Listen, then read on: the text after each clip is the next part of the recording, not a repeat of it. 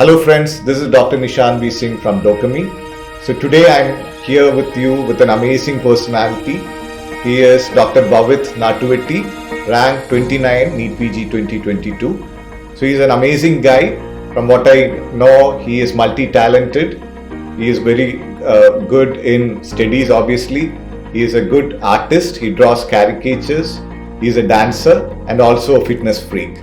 So hopefully in this session we learn about his tips and tricks to crack NEET PG and also get to know a little bit about his personal side in this chat. So I welcome Dr. BHAVITH Nattuvettyi to this session.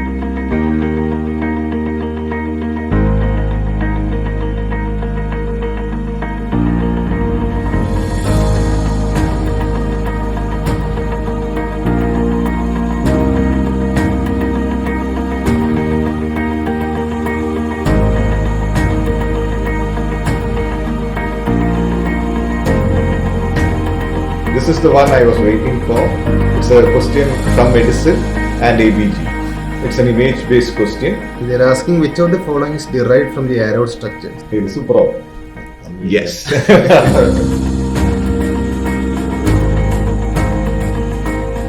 And also this session is going to be super useful for all NEET PG aspirants, right from your MBBS days, or if you are a house surgeon, or you are dedicated NEET PG aspirant. So without further ado, let's welcome Dr. BHAVITH Nattuvettyi to this session. Welcome, Dr. BHAVITH. Thank you for having me, sir. Great. Friends, as I always ask the toppers before the video, before the interview, have you ever watched topper interviews before you started preparing? Yeah, definitely I have watched a lot. Actually, even before 2021 NEET, I have watched a lot of the topper interviews because it helped me shape my own plan to go at NEET 2022. Great. So, do you remember from, you said you have watched many interviews, maybe you won't remember, but any key takeaways you got from those videos? Yeah, I remember that they actually told me the number of revision you had to go through before going to an exam and about what to revise before going to an exam, about keeping an extra book to write the extra points which you have to go through before going to an exam. So, these are the points which I actually took to my heart before going to the exam actually. Great. So I mean that's a lot of important points you gave away there. So revision, that is one. To have a extra very important book where you put down all the important points. Okay. So what do you put down there? It's like important points or points you keep forgetting? Yeah, actually the points which I kept on forgetting and like tables, and the factual topics which are repeatedly asked. Things like that which you are forgetting easily and which are being asked repeatedly. So these are the topics which I put into my extra notebook. Fantastic. So you had only one extra notebook or you had more than one? More than one. Was it a very big one? No. Okay, great. Now let's do a flashback. So as a UG student, as an MBBS student, how were you in academics in your first year, second year and so forth? Yeah, well, I was not a topper. There were many toppers in my class. I was not a topper, but I definitely loved to read a lot. And I actually went on to library to read a certain topics if I was not familiar with that even after class. And I also definitely loved to go for the clinical postings during that time. Great. So clinical postings, because you brought it up, that's also a very important aspect of your MBBS days. So can I ask you, because NEET PG is having a lot more of clinical questions these days, still there are a lot of factual questions too. It's not completely next pattern yet, but how these clinical postings, or let me put it like, did you get to answer any of the questions because you attended these clinical postings? Yeah, definitely. Because right now, that NEET is more of a clinical oriented exam. Even though it was more factual before, it's more a clinical oriented exam right now. So definitely I had a lot of exposure to these clinical cases during my house agency and during my MBBS period. So definitely there were a few questions which I could answer only because of my clinical postings. There was one based on anesthesia. There was one based on the putting an ICD tube. That was back in 2021 NEET, but still I was able to answer these questions just because I went into the clinical postings. Fantastic. So that's a lot of learning that automatically happens, right? So you have multiple benefits of attending clinical postings. Fantastic. So, Dr. Bhavith, let me ask you, what was your strategy for NEET PG preparation? Like, let's say you, before going to that, what was your rank in your first NEET PG attempt and when was it? It was back in September 2021, and I hadn't completed much topics by then, and so I went in to write the exam with no much hope. Okay, so how far from the internship was this first attempt? So our actual internship ended in April 2021, but it was extended for 3 more months because of the whole COVID pandemic. So it actually ended in July, by July 27th or something. Okay, so that's like almost 1.5 months before your first NEET PG attempt. And what was your rank back then? Back then it was 17,000, around 17,000. Okay, so that was the first attempt, and then the NEET PG 2022, which came in on May of 2022, right? So that is like how many months? Around 7 to 8 months, right? So what was your strategy? So for this first NEET PG 2021, had you covered all the subject once, or had you covered few of the subjects? Yeah, please go ahead. No, so I started my preparation actually when I completed our actual house agency posting. That was back in April. So that's when I decided to start the preparation. But then again, the posting was extended. So I didn't have enough time. I had to come back from work and I had to go through these videos. So I had a daily about 3 to 4 hours, the maximum, to go through these videos. So within a span of 3 months, I was only able to complete 3 or 4 subjects. So do you remember which subjects were you able to complete? I started with ENT because I started with the subjects which I was familiar with, in which I was comfortable with, even after watching videos. If I started with something which I'm not comfortable, I would be heartbroken because I don't know anything about that. Yeah. So makes sense. Yeah. So you started with ENT and you covered another few subjects also, right? With ENT, then I went on to pathology, gynecology, and forensic. Okay, so these 4 you could prepare before your first NEET PG attempt. Okay. So what was your strategy? Like, you didn't plan to complete a lot, all the other subjects, at least few topics. Why did you pick only these 4 subjects? Actually, because were you aiming for the next NEET PG? Because you already knew you were not going to make NEET PG first attempt. Yeah, I was actually sure that I was not gonna get into this that time, because I haven't done anything much. I haven't put in any effort, and I randomly picked out the subjects to read. So I was never hoping to get any rank, but once I sat in that exam hall and once I started seeing the questions, I was like, okay, I would have done this better if I would have prepared a little bit more. It was actually easy back then, but I haven't done anything, so I wasn't able to answer much. Great. So that was your first attempt, right? Where you scored 17,000 rank. And you almost completed a basic learning of 4 subjects. So in the next 7 months, what was your preparation strategy? Yeah, but before this NEET 2021, I was having my own notes written by me. So it was taking a lot of time because I had a plan of watching 10 to 12 videos per day. So if I had to write my own notes, it was consuming a lot of time. So I bought my own handwritten notes. So after that, my preparation went into full-fledged mode. From then I was completing my target of watching 10 to 12 videos daily, and I would write my extra points in these handwritten notes, and then I would go on to do the question banks of those corresponding topics which I have learned, and then I write the extra points which I get from these notes back into the actual handwritten note which I have made. Fantastic. Okay, so so that's a very valuable insight, guys. How we actually structured this preparation for each topic, right? So can I ask you, Dr. Bhavith, we have 4 resources, right? When you do online learning: videos, the notes, the question bank, and the mock exams.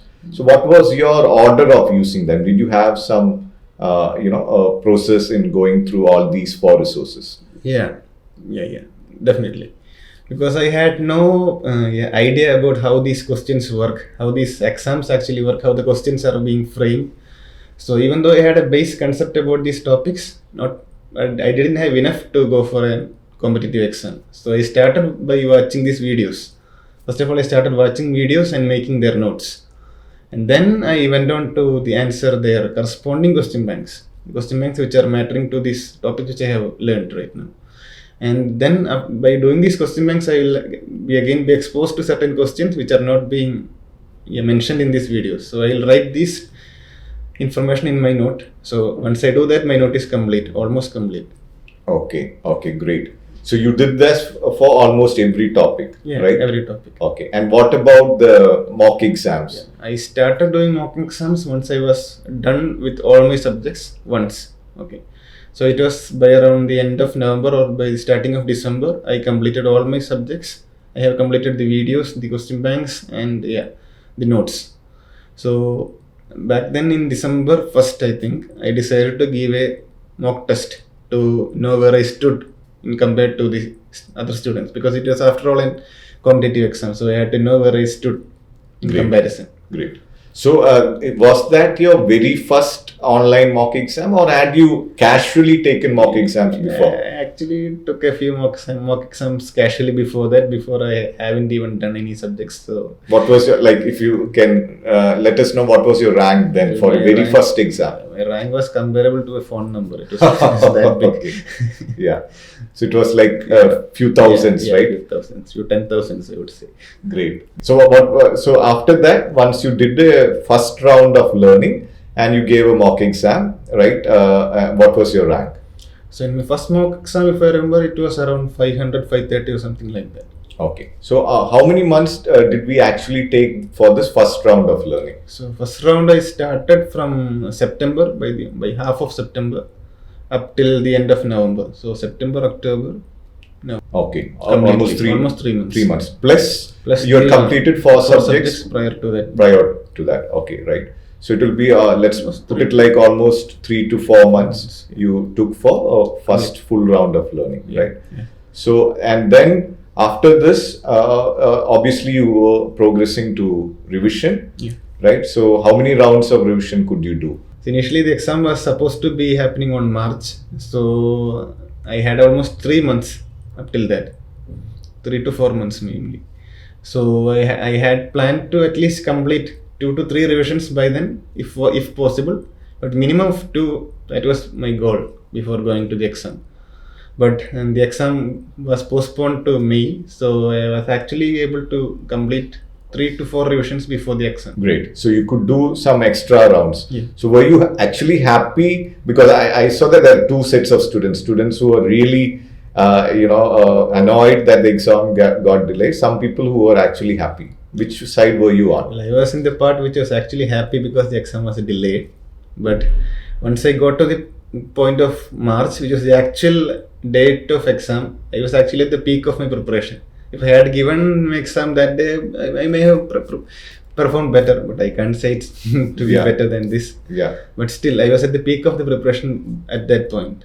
Beyond that, after doing cumulative revisions, beyond that point, it was actually going downhill. It was getting a little repetitive and boring also. It was tiring. Okay, so you just wanted to finish off with the exam. The thought of waking up and going through this entire process kept on tiring me. Makes sense, yeah. Totally understandable. So you had this INICT also in between, I assume, right? And for 2022. So what was your rank for INICT? So actually my prime aim became INSET during the course of preparation. So I went on to write INSET with a lot of anxiety and stress by that point. And I scored a rank of 84 in July INSET 2022. Okay. Congratulations for that. Okay. Great. So, guys, a lot of insights in a very concise answer from Dr. BHAVITH. How his strategy was, how much time he took for the first round of learning, how many months for revision, and how many rounds of revision he could do, for before the actual NEET PG exam.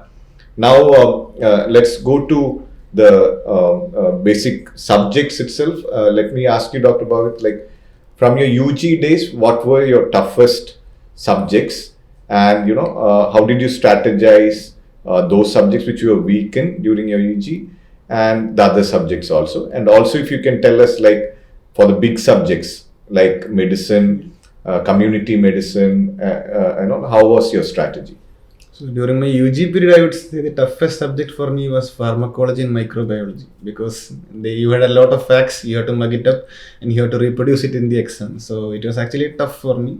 I couldn't remember a lot of facts back then. So actually I haven't devised any method to learn pharmacology back in my UG days. I kept on revising it on and on, but I never get a hold of it. You forgot. Yeah, I kept eventually. Yeah. I even failed one pharmacology exam back then. Okay. Yeah. So during my UG period, I actually had no strategy. I had zero strategy to tackle pharmacology and microbiology. Microbiology was actually a little bit better, but pharmacology I couldn't do anything about it.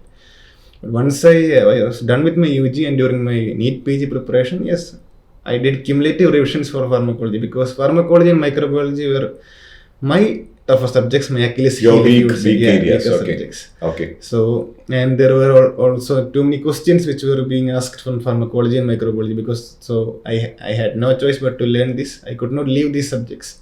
So I did cumulative revisions. I did daily revisions. Daily I took 1 hour in the morning for pharmacology, 1 hour during the night for microbiology to revise it over and over again. Even though I was dealing with another subjects all throughout the day, I would be using 1 hour of my morning time and 1 hour of my night time to go through pharmacology and microbiology through a particular topic daily.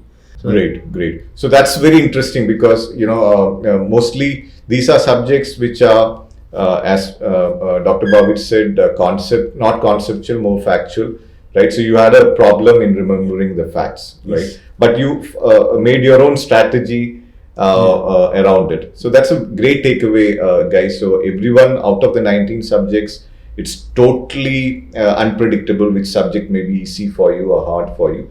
You have to just double down and spend little more time on those subjects, right? And eventually you'll get a hang of those subjects.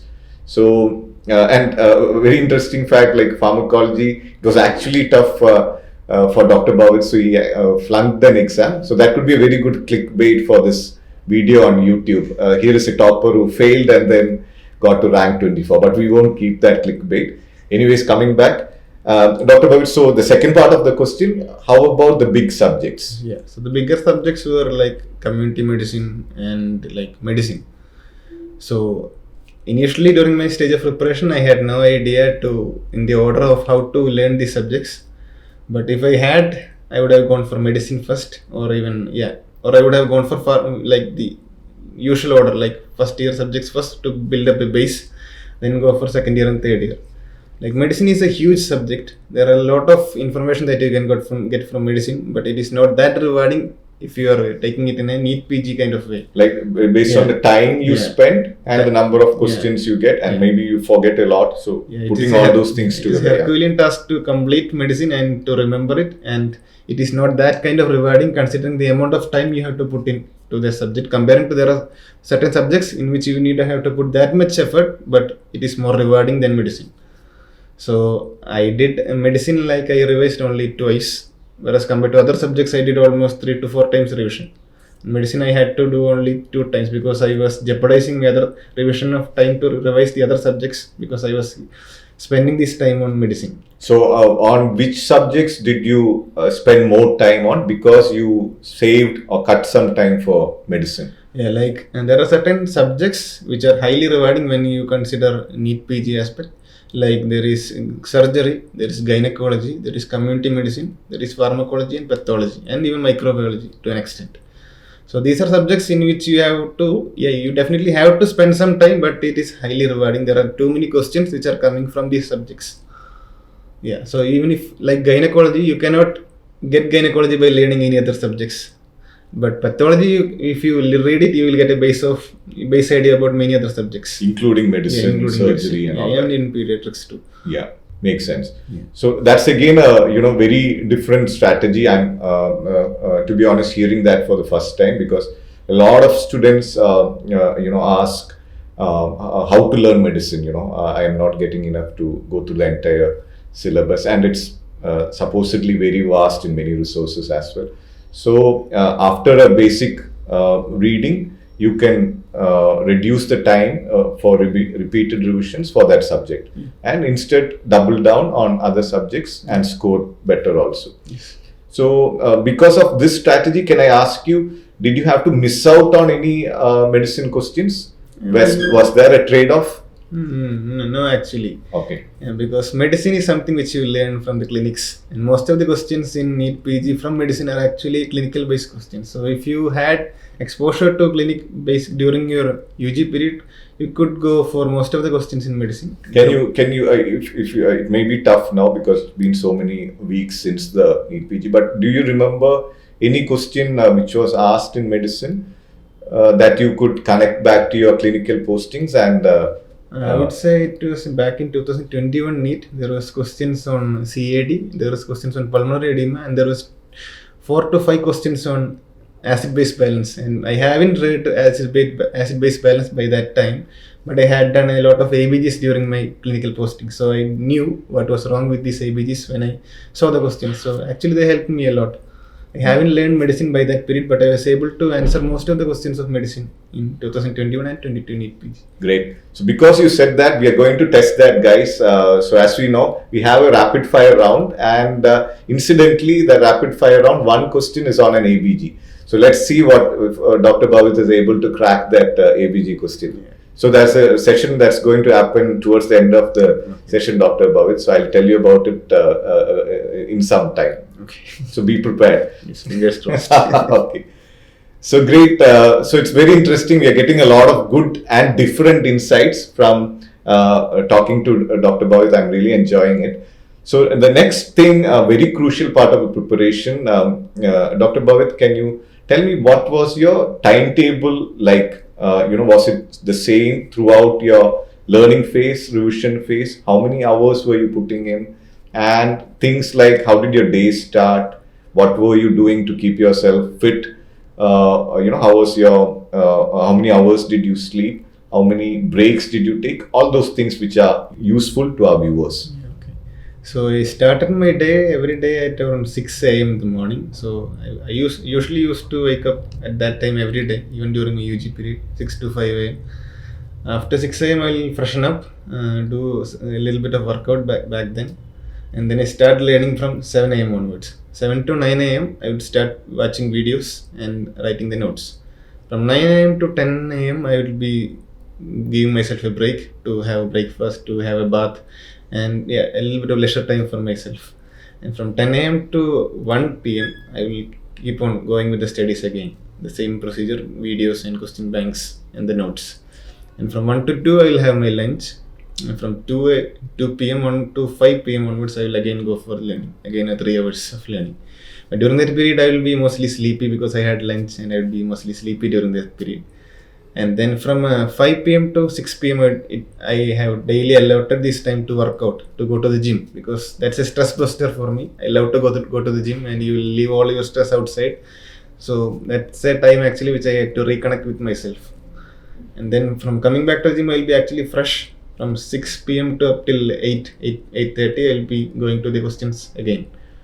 So I'll be fresh during that period. From then I will have a bath again, then I will have my dinner, and I will go again at 9 p.m. the night, up till 11 p.m. After 11 p.m. I'll go to sleep, and I'll wake again at 6 a.m. Fantastic. So this is a very, very, meticulous schedule, I would say. So can I ask you, like, were you able to stick to this, like, for how many days? Like 80%, 90% days, were you able to stick to this? This is the same study plan which I was using throughout my whole life.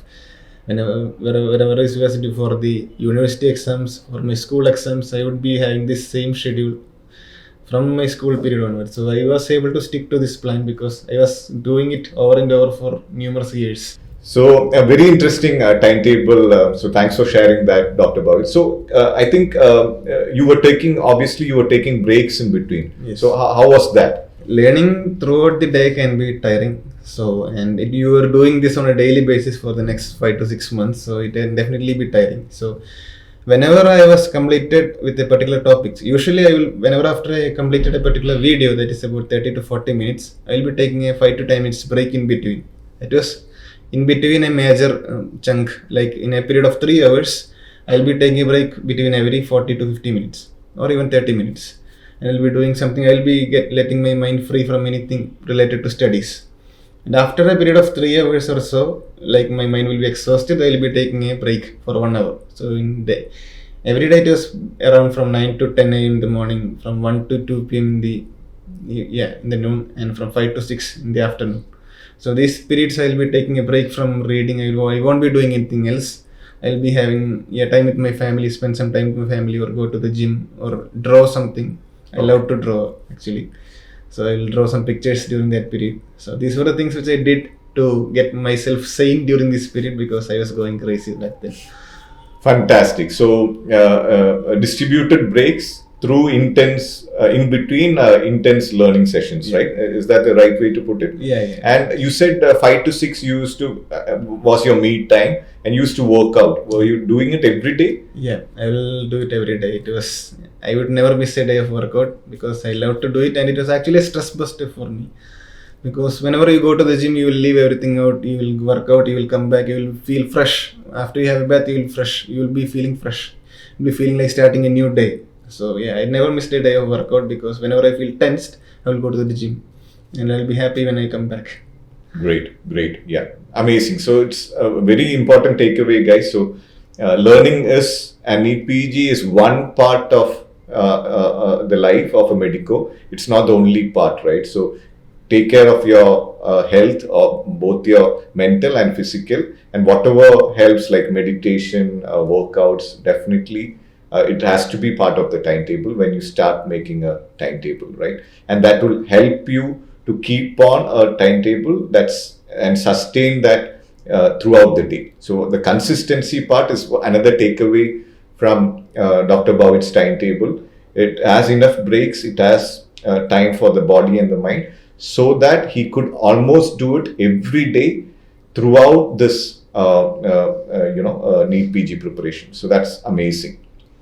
Now, Bhavith, coming to, you said you have some extracurricular activities, right? So you said you like drawing. Yes. So what are your extracurricular activities? Yeah, my main extracurricular activity will be drawing actually. Yeah, I love to draw all kind of drawing, whether it's painting or pencil drawing or watercoloring, everything. I love to do it.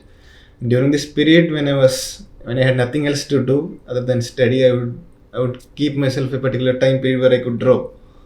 So yeah, I will draw between these breaks, and I will, as I was not able to complete a single picture within a single day, I would divide it for a few days to complete a single picture. And the last picture I drew was in February. After that, I did not get enough time to do that.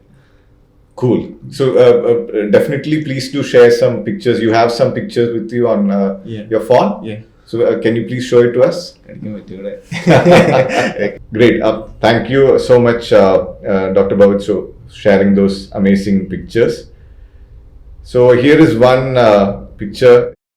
Are these your parents, mom and dad? Yeah, these are my parents' pictures. I had a dream of drawing their pictures for a long time, so I was able to do it only during this period, during my NEET PG preparation period. Great. So what's your father's and mother's name, if you can please share? My father's name is Premakumar and my mom's name is Josna. Okay. Are they working now or? No, they are retired right now. They were both professors. My father is a physics professor, was a physics professor back in Government Engineering College, Thrissur, and my mom was a Malayalam teacher in Kazhimbram. Great. So both are retired teachers. Yeah, right now they are retired. Fantastic. So let's go to the next picture. Oh, okay. So this is a colorful picture. It's a beach, right? Yeah. So can you tell us how you did it? Yeah, it was a hobby which I picked up recently to draw digital arts, because I got an iPad right now. Somebody gifted it to me. So I started drawing digital pictures in that. So you did this after the NEET PG? Yeah, after the NEET PG. This is a recent one. Fantastic. So then we have this portrait of an old lady. Is this a model or a family member? No, it was not a family member, but there was a model. It was a picture I took. It was a photo I took. So I took the time to draw it in my pencil drawing. So there is, Great. It's a reasonably old picture, reasonably old picture. Great. So fantastic. So did your friends trouble you in college to draw something for them, because you seem to make amazing portraits? yeah, whenever there was a guest coming up, they'll call me and call me on the day before the actual program to draw up a picture. So I had to go and sit through the entire night to draw these pictures to give it to them the next day. Who do you remember one striking celebrity? It was Brett Lee, our cricketer. Oh, okay, I had the privilege to give it to him. Wow. Yeah. Great. So you haven't sent me that picture. So can you send it so I will show it to our viewers? Actually, I don't have that picture. Oh, you don't have it with you also? Okay, no problem. Great. So that's again a hobby as well as a stress buster, right? So after that, let me ask you another important question, Dr. Bhavith. How was your approach to social media? Were you completely averse, or how did you take it? No, I was not completely avoiding the entire social media because I had to get in touch with the world, what's happening around me. So I spent only the time which I allotted for break. Well, allotted the time which I used for break in between the studies, I was using the social medias, particularly Instagram maybe. Okay. I wasn't using anything else, and WhatsApp to an extent. Okay. And it was not encroaching my time of learning during that period because I would not be using anything when I was actually watching these videos. But during the break period, I would definitely go through this. How long would you spend a day on Instagram? I wouldn't say that long because whenever I got break time during this period, so maximum 1 hour in a whole day. Whole day. So maybe you were doing of that 1 hour, 20 minutes, 30 minutes Instagram along with all the other things. Along with all the other stuff. Okay, but you made sure after the break is over, you switched it off and you never kept notifications on and frequented it again and again. No, I took care to not break myself, not have this stuff to interfere with my studies during the actual period of learning. If I had a break, I would go to look at the social media, but otherwise I would not do it. Totally fine. And how about were you on Telegram groups or other WhatsApp groups discussing about NEET PG or Facebook groups for that matter? Well, actually, I was in these groups, but I would never look to these notifications from this group because they would be constantly saying about postponing these NEET PG exams. So I never did any of those things. They'll confuse you even more, right? Yeah, okay. So I took care to not go through this that much. I was just going through Instagram and WhatsApp to an extent. Casually. Great. Okay. So another important takeaway. So here also there are very different approaches. I listen to toppers or students saying they switch off from social media completely for a span of time. So here is another take on it. He was on social media, but he was like, let's say, water on a lotus, a leaf, wasn't immersed in it, was just doing it very casually, few minutes a day, that's it, and keeping notifications, everything off so that he is not distracted during the intense phases of learning. Amazing strategy there as well. Dr. Bhavith, I think we have covered almost all the important touch points that will be useful for anybody preparing for starting to prepare for NEET PG 2023 and later. So now coming to our very interesting part of this interview, as I briefed you in between, we have an interesting session called Rapid Fire Round. So we did this first with Dr. Joseph and we got very interesting feedback for that. So we are going to repeat it with you with a different set of questions. So let me give you an idea, like these are questions supposedly taken from NEET PG, right? So I'd like to thank faculty who have put up questions on YouTube. We have picked a few questions from their recall sessions. So what I'm going to do is I'll send 5 questions to you right now on WhatsApp, right, from different subjects, right? And as I said, there's a question from ABG also, if I remember right. So you can go through them one by one, and what we expect you to do is try to answer this like you would in an exam hall, right? So the goal here is to show our viewers how a topper's mind works, right? Sometimes if it's a tough question, you may be guessing it, you may not know the actual answer still, you may be working around the options.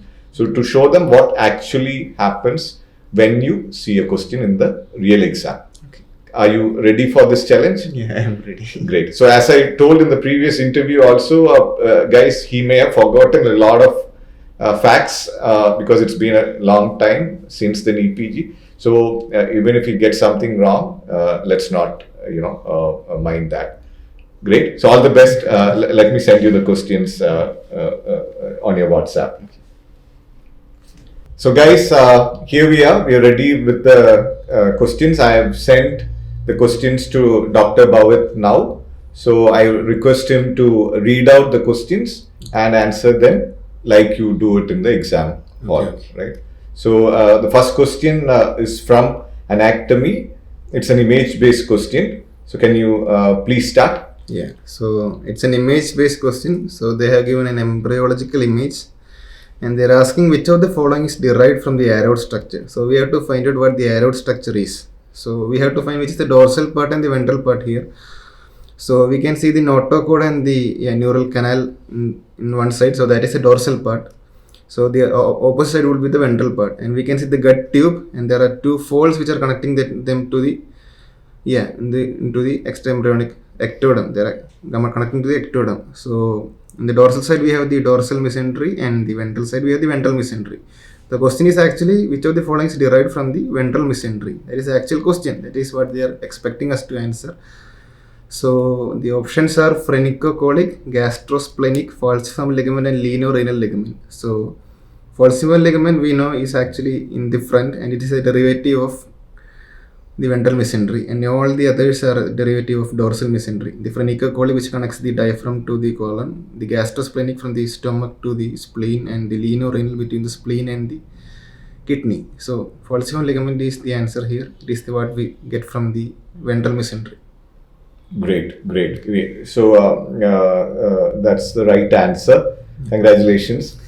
So can we move on to the next one? Yeah. So that is from pathology. It's a question on meant to be. Yep, over to you. Okay, so the question is which of the following is not seen in meant to be? And the options are parathyroid adenoma, megacolon, mucosal neuroma, and marfanoid habitus. So they are asking which is not seen in meant to be, and so meant to be, the option will be parathyroid adenoma, because we know megacolon, mucosal neuroma, and marfanoid habitus are found in meant to be, along with medullary carcinoma and one more something else, I forgot it. So parathyroid adenoma is not seen in meant to be, it is seen in meant to A. So the option will be option A, parathyroid adenoma.